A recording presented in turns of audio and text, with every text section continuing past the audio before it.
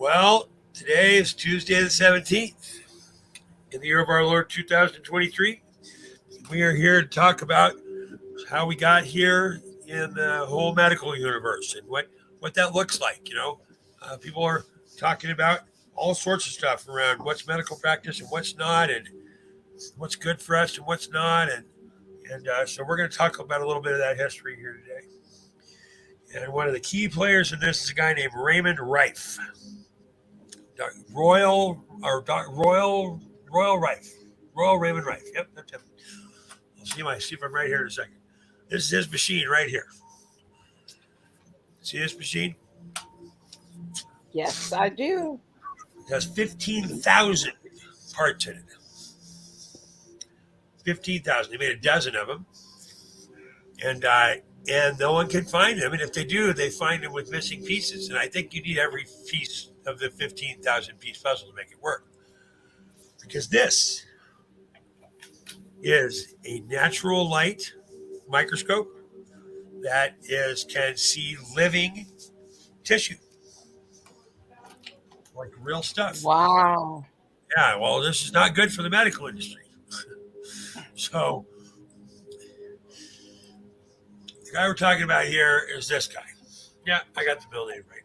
Royal Raymond Rife. Born in Elkhorn, Nebraska, May 16th, 1888. Died in 1971 at the age of 83 in prison. They threw him in prison until he died. Wow. Oh, yeah. So Raymond Rife, or Royal Rife, as he was known, was an American inventor and an early exponent of high magnification, time-lapse cinemicrography. And that means that he wanted to take moving pictures of live organisms at a molecular scale. Now, we're gonna get a little technical in this show, not too much. Brandy will keep me honest. But let's just talk. End where I want to finish here. Finish where I want to end. The whole healthcare industry is driven by a chief complaint from the patient, and then that goes to the doctor, and then the doctor says, "Well, I hear that it hurts when you do that," and a good doctor will just say, "Well, do you really have to do that? The other thing that hurts, are you eating right? Because they get no nutritional school, none. Everybody's specialized. They're all compartmentalized. So the doctors are not at fault here. There's a lot of doctors who are. They knew what was going on, but a bunch of them don't. They're just programmed. Well, Royal Rife did not meet the program. Rife came in and said, "Hey, look, I think there's a different way to do this." So this book I was in over here, where'd my PDF viewer go? So this book I was looking at over here is a book about Raymond Rife. I don't see it yet.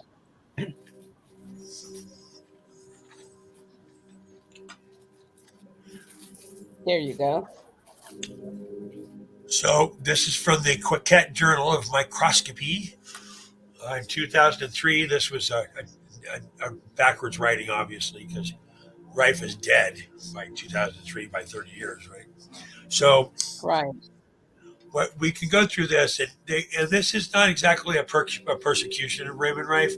He talks about how he got to where he was. He said this guy Timken, who was a roller bearing and axle company. Rife was at 18 years old. So he's born in 1888. So it's 1906, something like that. It's early on, and he's 18, and he heads out. He ends up working for this guy, and Timken dies in 1909. Rife's gone to Germany because the Timken guy said, "Hey, go to Germany. You're that good of a young engineer."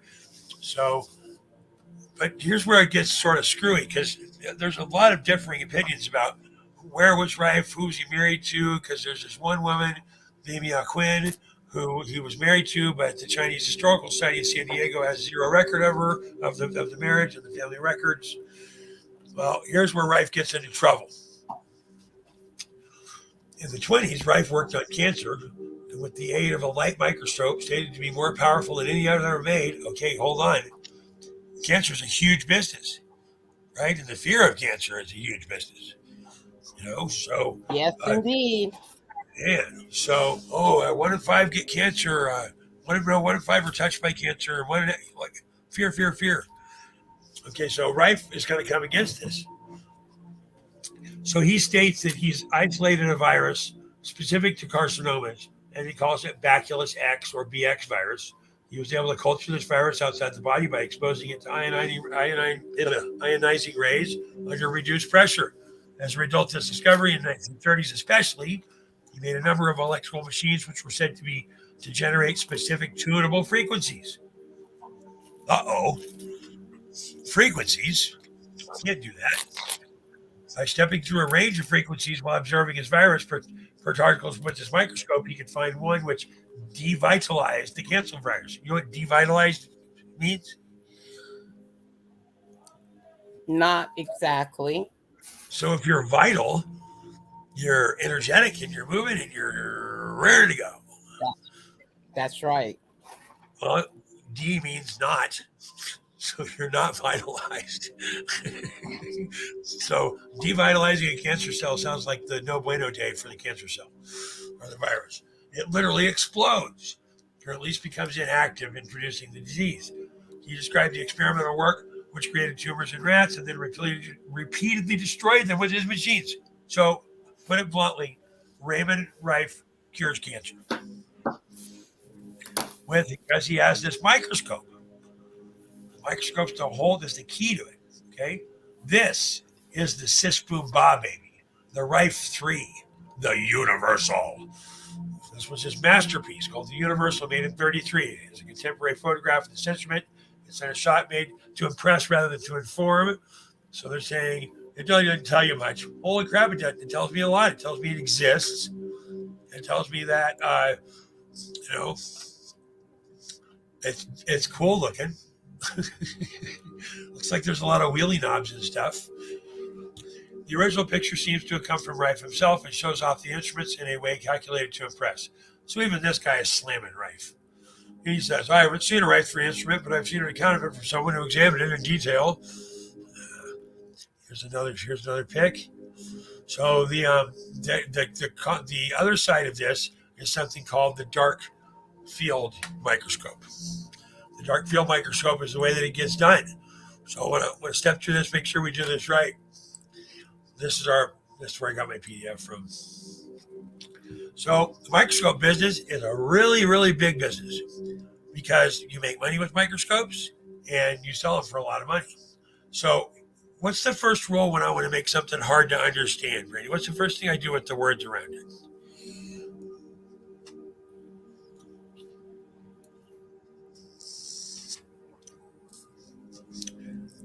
Well, you're right, Randy. It's like the word vote. If I want to obfuscate the word vote, then I make it an undervote, I make it an overvote, I make it an adjudicated vote, I make it a bucket 3 vote. Because I've got to make it less than. If I can break it up into pieces, I can sequester the technology, the information, whatever it may be. Well, this happens with what we're talking about here. Rife cures cancer. Everybody says, "Oh, it's like curing cancer, like it's the most impossible thing." They programmed us around this. So there's a bunch of different types of microscopes. This is how you hide something. You break it up into pieces.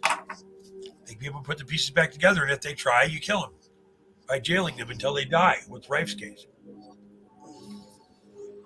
So the difference between an electron microscope and a simple optical microscope is why you can't just take the microscope from a high school lab and slap a couple more lenses on it and crank the mag up and check out some nanoparticles. Why can't we use the same kind of microscope to visualize every kind of sample? So what they're going to do is go down here. Here's Royal Rife with one of his early devices. It would have been their moving camera there, that box in the center. Right about here. Wow. So that's where they would have kept the 30. They'd be on 30 high-speed 35 millimeter tape too. 35 millimeter. I was going to say that looks like a 35 millimeter camera. That's exactly what it is. So, but it's got a special lens on it. So what Rife is saying is, I've cured cancer. Well, the way you know whether or not you've cured the cancer, he had this microscope that could see with the natural light. It was a high beam incandescent, but it wasn't a dark field kind of thing.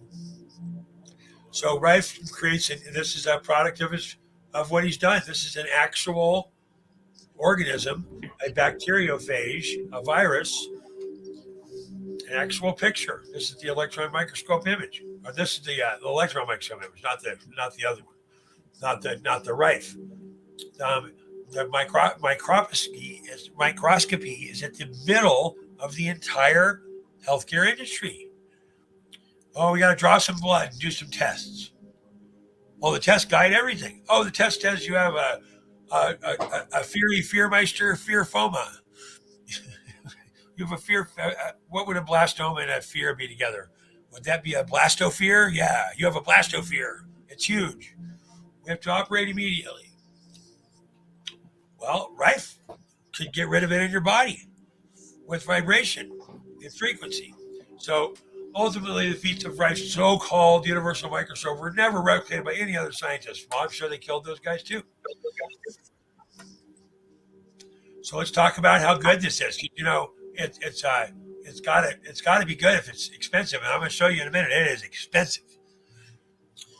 So this is about an electron microscope. It says dark field microscopy, according to Enderlin, claims to be able to detect forthcoming or beginning cancer at an early stage. Oh, isn't that what Rife Machine was supposed to do? Through Yes. minute abnormalities in the blood. In Germany and the U.S., this method is used by increasing the number of physicians and health practitioners, non-medically qualified complementary practitioners, because this easy test seems to give important information about patients and health status. So, can a dark field microscopy reliably detect cancer?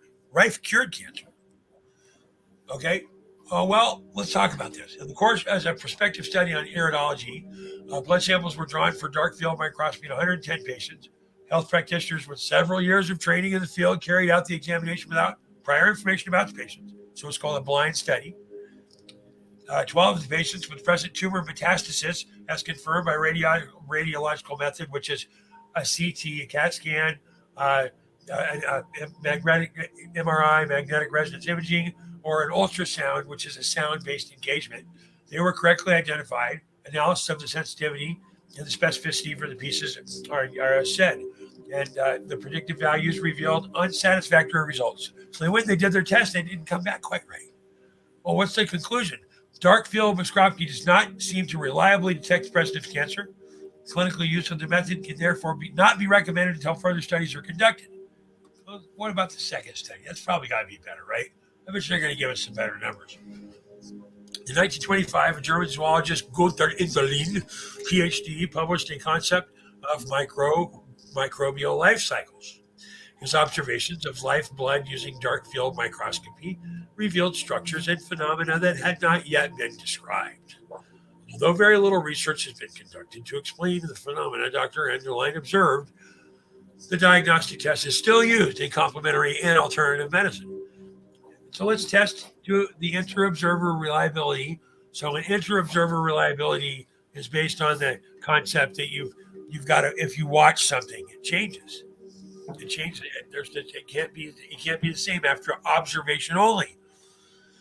I've been trying to unexplain this for a long time. So the in-observer reliability and retest reliability of two experienced operators on the dark field thing had undergone comparative training in the Enderlin blood system, blood analysis, inpatient clinical for internal medicine and geriatrics. So it's the nearly dead here, the octaset. Both observers assessed 48 capillary blood samples, blah, blah, blah, blah, blah. Oh, their fail rate is 50%. 0.44. Test reliability was kappa 0.44, which is 44%. The pilot study indicates that the insulin dark field analysis is very difficult to standardize and that the reliability of the diagnostic test is low. Well, wait a minute. Up here it says that it doesn't work up here either. So it might work down here, but it doesn't really, you shouldn't use it. You should never use it to, I don't know, take out something in somebody or some crap. So let's talk about how much it costs to get blood work done. So I've got some costs in here. Where'd my other document go? So just everybody says, oh, I went to the doctor and I had to get blood work. Okay. I'll buy that for $1. Where's my document? Here it is.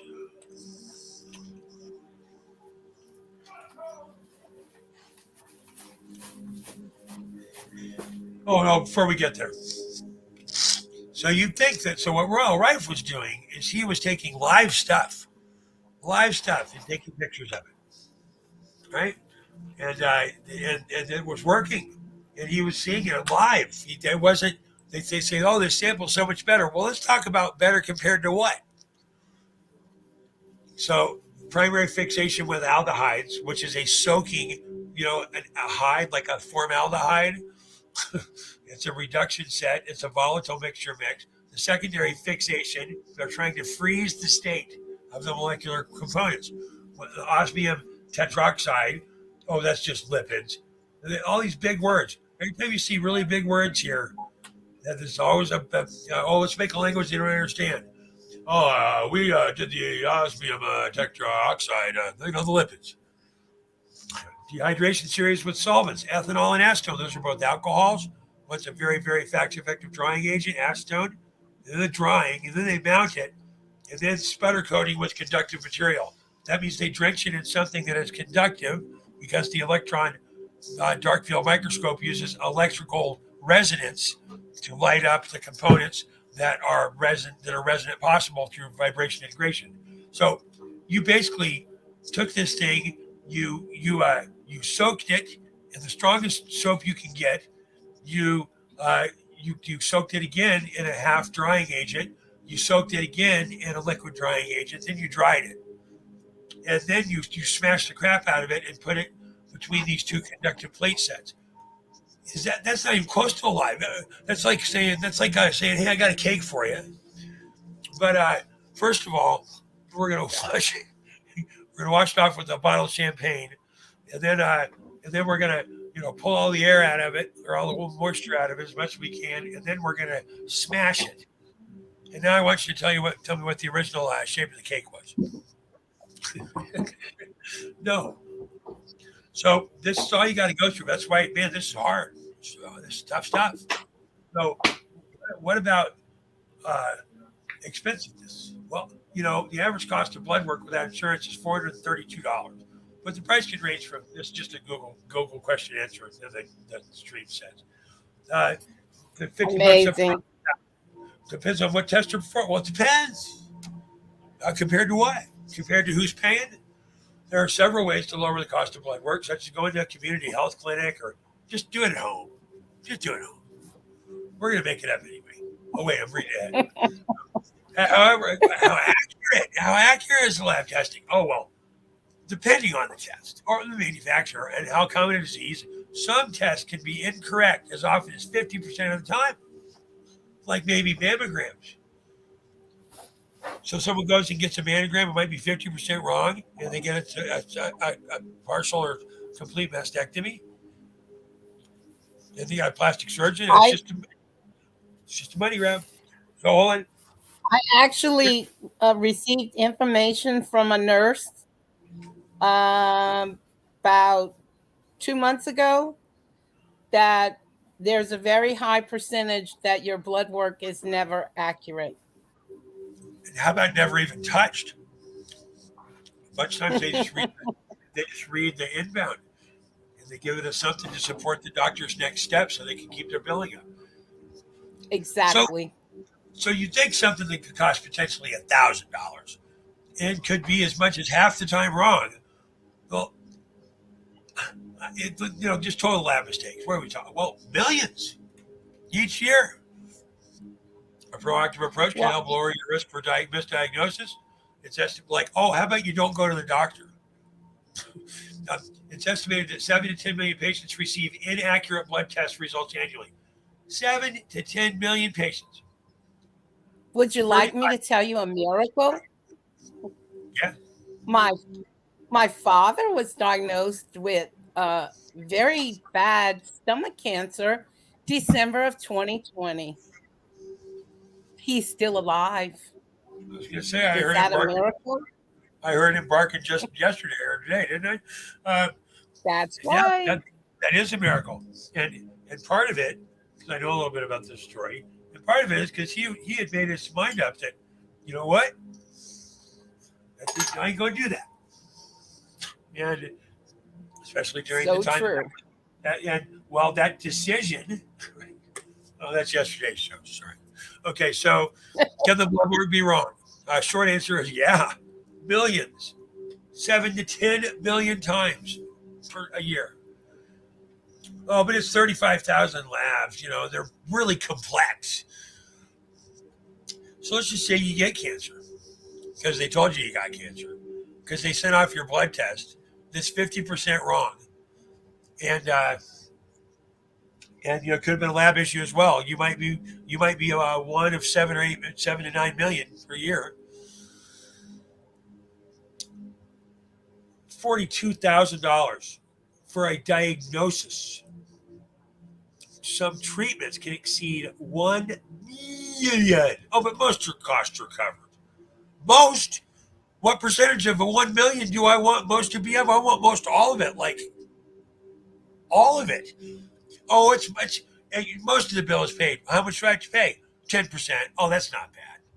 Oh, wait. What's 10% of a million? That's 100 grand. Let's not leave it at 10 on the table because the waitress was cute. That's $100,000, and they're threatening you with fear of life. Okay, Mom. So, and now you think maybe that in the lab business now, since they are wrong as much as half the time, and then they have their poop in a group. This is just one of the clinical lab service review sets. Look at the way they talk about fraud. Clinical laboratory services are generating an estimated 87.3 billion. Follow the money, right? In 2017, totaling 2.6% of annual healthcare spending in North America. So they spend, that's 2%. So that's $1.6 trillion a year in healthcare. Somewhere through there. While the typical laboratory claim is relatively low and costs less than $200, the sheer volume performed provides an opportunity for potential losses related to fraud and abuse. Just because there's so many of them, we keep track of the blood work that makes you go cut half your chest off or lose a limb or whatever. Oh, that we can keep track of all that specifically, but keeping track of all that fraud, that's just pshaw. While accounts of specific fraud schemes and vulnerabilities related to a clinical laboratory services exist, few resources are found that provide a comprehensive summary of the issues involved. So if we don't look, it's not there. Oh, but this is going to fix it. The HFPP, the Healthcare Fraud Prevention Partnership. So, Brandy, if you take the name of the NGOs and the government agencies, what's it actually mean? So if I say Child Protection Services International, what do you think they probably do?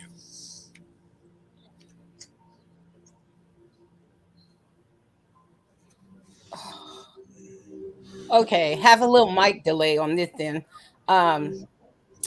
Basically, Child Protective Services is another name for we got your kid and we're going to do what we want to do with that child.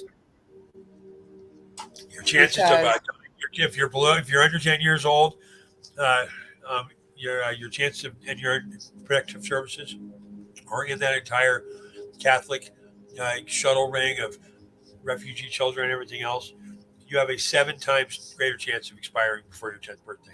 7 times. That's right. It's horrible.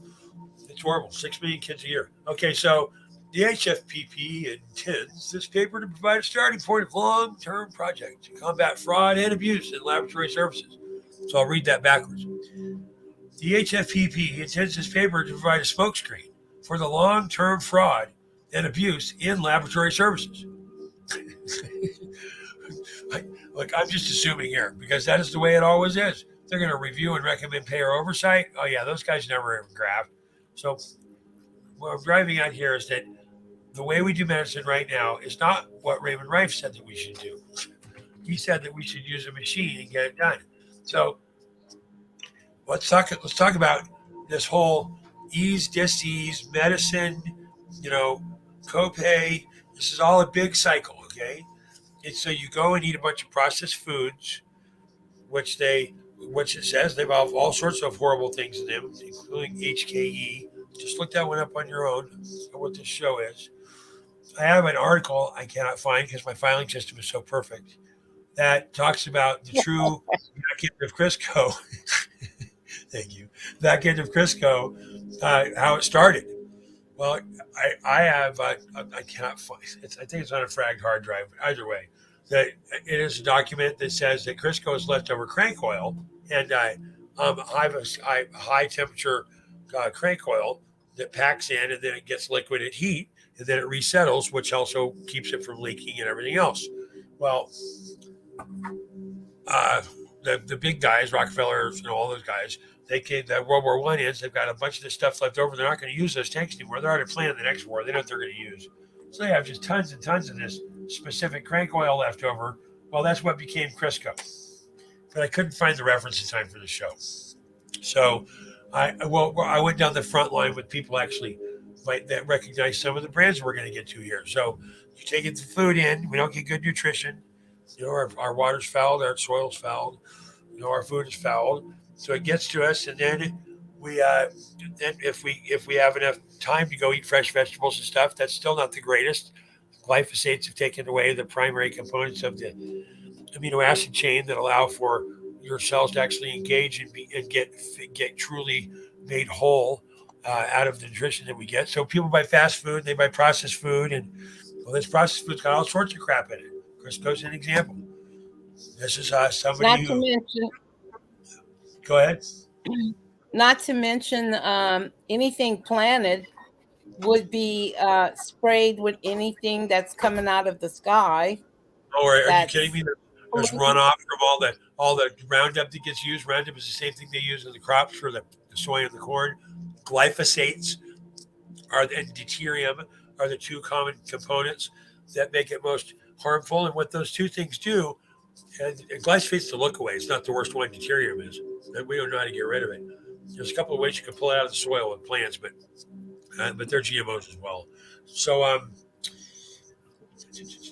the glyphosates go in, and when the plant takes nutrition photosynthetically through the photosynthesis process of actually growing with the sun and the way it's supposed to happen, the glyphosates block the management of the amino acid chain, the components that are like the vowels. So there are as many parts of the amino acid chain as there are in the alphabet.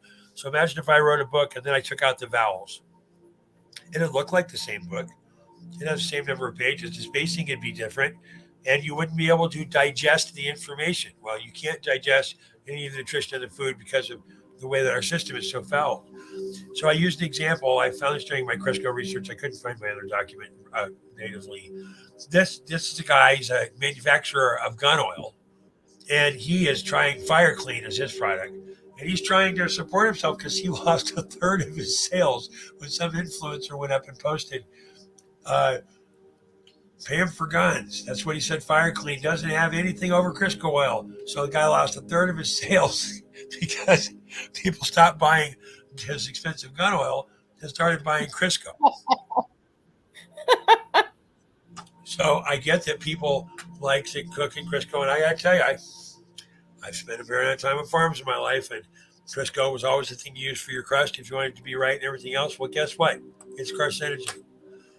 Right, so let's talk about 7 foods with petroleum that no one should eat. Okay, I used to eat me some Kraft dinner once in a while. I fed my son a bunch of that. Oh, Cheetos. I used to love Cheetos. Fruit snacks. Yep. Those roll-ups, those pasty things that you can throw in your golf bag. Had a million of those. Oh, my God. Pringles. Best packaging ever. Sandwich crackers. Golf course food. Yep. Eat a million of them. I still think the peanut M&M might be the most perfect food on the planet, but I don't eat them anymore.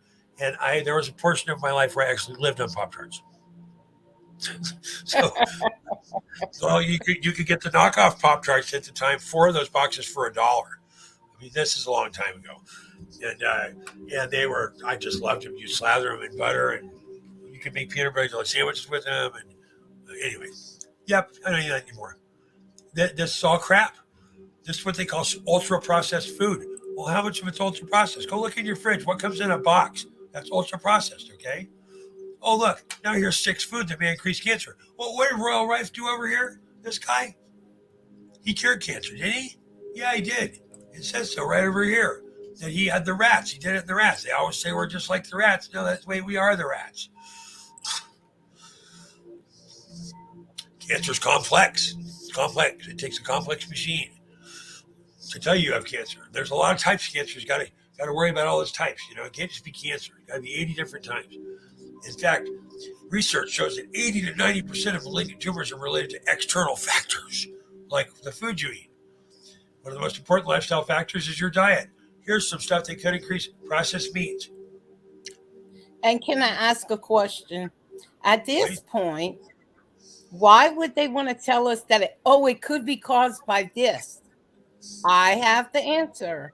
Because when you make it make sense, basically, if they tell you in advance, well, there's other problems of why you got cancer and you did it to yourself, the insurance company decides not to pay. Look, I've known guys that can walk in, poker players, who can walk in and cold read a room. He can walk over to people and talk to them about, he's never seen it before. He knows nothing about them. He can read their body language using phonetics, pace, volume, cadence, and all those wonderful things and take attention and maybe steal your wallet. So that's what the healthcare industry does to us. But anyway, so that reading the room, we get all that information. It could be this, it could be that, it might be this, it might be contraindicating, it might be people. They make it so complicated. They can't just say, they can't say, oh, your eye hurts, quit putting your finger in your eye. Look at all this stuff. Processed meat is any type of meat that has been preserved by smoking, salting, curing, canning. Most processed meats are red meat. Some examples of red meats that may be processed. That's been processed include all this stuff. I worked in I don't eat hot dogs unless they're kosher, just because I know how the other ones get made. I eat a fair amount of beef jerky. I get my stuff local. Rabbit jerky is my favorite, by the way. So chase the white rabbit. You can process meats all different ways. Oh, wait, fried foods. So wait, this is a fear article. Oh, that may cause cancer. Let's see what's on it. Processed meats. Yeah. Okay, I'm a vegetarian. I fried food. Ooh, man, I can't fry. Oh, wait, overcooked food. So it's got to be perfectly cooked. Overcooked compared to what? Dairy. Whoa, shit, I can't have dairy. Oh, can't have sugar. Wait, can't have a drink to get over all the fact that I can't have all that other stuff. Here's some things that might lower some fruits and nuts and beans and whole grains and fish. Well, like the fish, a lot of the fish got mercury in it from mercury deposits that's in the ocean. So let me get this straight. I can't eat my hamburger. I can't have French fries with my hamburger. I can't have my hamburger well done. I can't have a milkshake with my hamburger. No cheese on that burger either. Oh, I can't get any cheese in my burger. So I got a burger I don't want. Oh wait, and I can't have a real piece of bread on my burger. So I got a burger with no bread. It's well done. Oh wait, that's beef jerky. Cheese. I can't eat beef jerky either. That was the last article. And no cheese. So and go this way. So I can't eat anything I like, and I can't have a drink to get over it. Are you afraid yet? Okay. Most are. Let's talk about the American Medical Association. So can you tell me another organization that's meeting right now for the first time in winter since of quite some time? It is world leaders called Davos. You ever heard of that? Yes. So, didn't they have a big argument up in Washington State a couple years back? Yeah, that was when they figured out they were in trouble. So the AMA does not allow journalists into their meetings. I wonder why. There's going to be a little interlude here. We view a little bit of a story about healthcare in the Americas. Once upon a time, people didn't really get sick. They had resonant environments and frequencies and all sorts of good stuff. I got a message from Twitch over here. We're still up on Twitch, aren't we? So the AMA was formed in secret, much like the creature from Jekyll Island, the Fed, and right about the same time. the 1870s. Well, prior to that, you could you could get a local tincture. There was a lot of family cures that came into place, but there wasn't a lot of disease. I mean, there were scares. We've seen all the inoculations. We've done many shows about this. But my point is that the basis of medicine was still, your family doctor was a guy in town. He didn't have a McMansion. He didn't have four Ferraris. He didn't make $1 million a year. I know heart surgeons and anesthesiologists and a couple of specialist guys. They can make $1 million a year. $1 million a year. You can get charged $100,000 for a day in the hospital. It's just equipment. It's equipment in a room with professionals. That should not be $100,000 a day. Procedure for cancer costs $1 million. All these foods produce cancer. So there were a bunch of Ayurvedic and holistic healers, basically, using things like oils and vibration and light and frequency and electricity and Royal Rife. It's an electric machine. Well, in the 1870s, the Rockefellers came in and they started running everybody off, burning their places down, killing them. I mean, they put Rife in prison until he died. They put him in prison. 15 years he spent before he died. They let him rot in prison. Let him rot in prison. You can see the guys with their stogies. Let him rot in prison. He cured cancer. It's a big business. So the AMA comes in secret in the late 1800s. Well, by 1904, 1906, right through there, right about the time Rife is coming forward, they have supplanted all the funding for the schools. They have changed the text, and they have made doctors into diagnosticians. They're looking for symptoms. They're symptomologists. The 1800s. You know what they called the doctors in the 1800s? Electricians. I got a book. I can pull it up. An electrician's manual, a doctor's guide. Yeah, it's the title. It's in the library. Go look it up. So now I've got him right. I've got everybody thinking that healthcare is here and there. You trust your doctor. 9 out of 10 doctors surveyed, love whatever. They had doctors doing cigarette commercials. They got doctors doing fluoride-filled Colgate commercials. They got like the doctor industry is huge. Well, you say, how big is it? How big can it be to have that many people unknowingly be involved in this huge corrupt enterprise? This enterprise where there's this huge dark secret that they won't talk about. That's all the thing. You can't get journalists in. It's like Davos. What are you hiding? That's the AMA. They're the ones that run all of the coding. Well, the coding is based on what the lab results say, and the lab results are based on these microscopes where you stamp, crush, mutilate your sample with all sorts of chemicals and inducements, and then you try and figure out what it did when it was alive. Rife had an answer for that. He proved it. Yep, they took him out. This is the current version of an electron microscope. This is a processing set, output printer, backup device, and that's actually the computer. Anyway, no computers over here. That's the processing piece. I know what these devices look like. We've done this before. This is the ethyl cleaner. The microscope's farther down. But my point is this. This is a complicated process. It's expensive. And they're faking tests.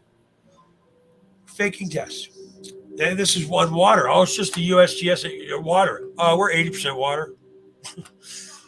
You're going to go fake test. You're going to do it one department. You're going to do another. So let's look at this. How much does it cost? What's it? Oh, my document's back here.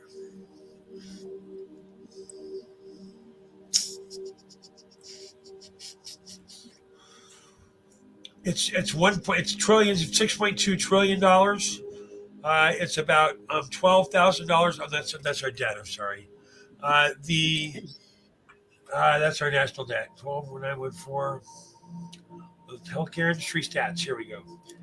The healthcare industry makes about $13,000 a person, about $1,000 a month. It's the fastest growing industry. It's the fastest anesthesiologists and surgeons. Oh, did I say that? The highest income doctors. That's just so evil. Yeah, this is just, it's just right here. And they're short physicians. The medical industry is growing. Everyone else is tamped, hit, squelched, squeezed, run. Eggs are eggs are 3 times what they were. That's the bellwether standard for groceries. So Royal Rife makes a machine, and this machine has a natural light. You can actually take the negatives and you can keep blowing up. They're almost of pure density. They were having vellum issues with the 35 millimeter sets. It was a little too flammable for what was going on in the electron side, but hey, it works great over here because it's low heat. So Rife creates the machine, gets stamped, put out. The universal microscope is never replicated by other scientists or researchers. They get them, well, because they tore them all apart. Oh, but the microscopy works that we have. No, it doesn't. It's wrong half the time. There's 7 to 10 million bad responses a year. And these are not little responses like, oh, I forgot to buy eggs, which are twice as expensive. No, this is, I might lose a leg. Lab costs. So here's how it works. You go to get that great job, and it comes with that great insurance. Great insurance requires you to go to the doctor on a regular. Well, you got that key man insurance. Oh, you're a big man. You got a C in front of your name. You're a chief something. Okay, well, you have to go once a quarter. The doctor might even come to your office here in a big enough company. Those guys still do house calls. And now I'm going to draw some blood. I'm going to do some tests. Tests that are wrong. It's like the PCR test. Should have been used in that environment. Oh, there goes YouTube. So, I got to worry about my test now. I got to worry about my results. So now I'm in a fear cycle, and I might have cancer because everybody might get cancer, And cancer is hugely expensive, and it might kill me. And it's a fear cycle. It's nothing but a fear cycle. That's all it is. This guy had it. Raymond Rife. He had it.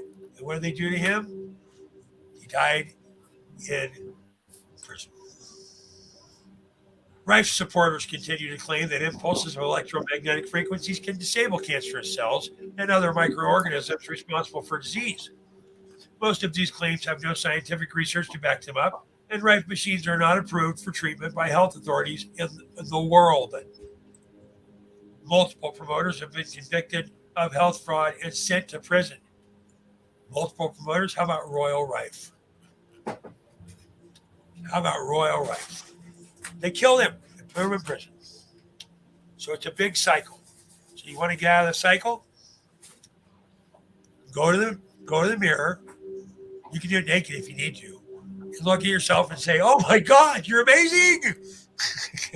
And the vibration of your voice will change your life. Don't listen to the fear of the doctor. Don't listen to the fear of the doctor. So how many minutes are we at? Oh, wait, we're almost 45. That's right. So look, I know that all of us have lived under this health fear for a long time. I've known doctors my entire life, so I'm not quite so fearful. I've sat around the table and listened to them laugh about making mistakes that change people's lives. Not the ones that I have respect for, but there were others. It's one of the reasons I'm not a physician. So I just don't respect the industry. This is why. The fake test to drive you into a procedure you don't want to do that hurts your environment and your abilities. Does that sound like what we've been going through in an extreme medical tyranny in the last couple of years? Very extreme. Hey, Brandy, I think we found another cycle. I think we did. And just remember, when that doctor gives your loved one the dreaded message that they have cancer, what's the number 2 thing they do after that doctor gives them that? Ask for a second opinion. And then they do the thing we talked about yesterday. They go tell everyone what the doctor said. Well, you remember what we saw there when it said that just a diagnosis of cancer could cost you 40 grand. Well, then you got to go through those tests. Exactly. And the microscope that doesn't work. The reason they use the electron microscope is because I can take any set of numbers. I can take any set of numbers and make them do just about anything as an analyst. I can take any set of test results and make them look like you don't know what you're doing. I'm going to show you an X-ray. If it's my leg and it's broken, I can tell my leg is broken. It's my leg.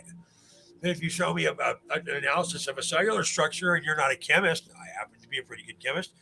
You're not a biologist. I'm not a horrible biologist. I'm an excellent diagnostician. It's about guessing. That's why they call it practice. That is true. It's why they practice. They only know how to practice.